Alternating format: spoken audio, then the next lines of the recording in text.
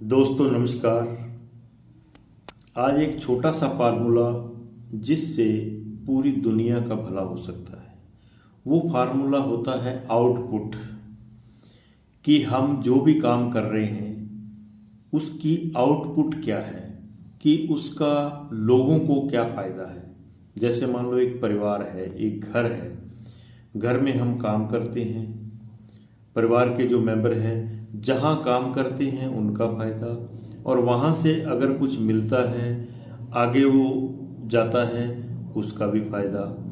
तो एक आउटपुट है, एक छोटे से परिवार की आउटपुट है। लेकिन कुछ चीज़ें ऐसी हैं जिनकी आउटपुट नहीं है, सिर्फ वो बोझ है।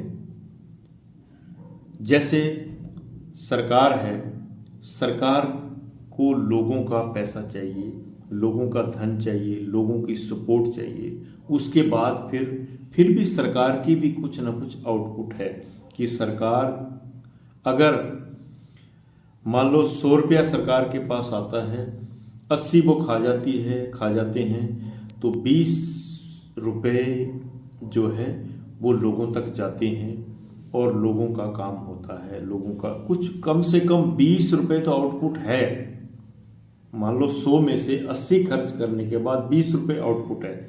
लेकिन कुछ ऐसी चीजें हैं जिनको हमने धार्मिक यानी धर्म का नाम दे रखा है, उनकी कोई आउटपुट नहीं है।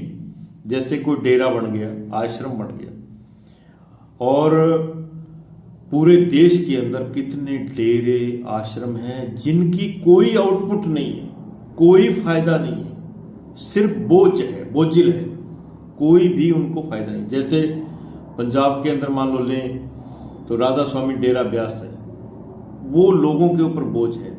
गांव में एक गुरुद्वारा बनता है, करोड़ों रुपए लगते हैं, वो एक लोगों पर बोझ है।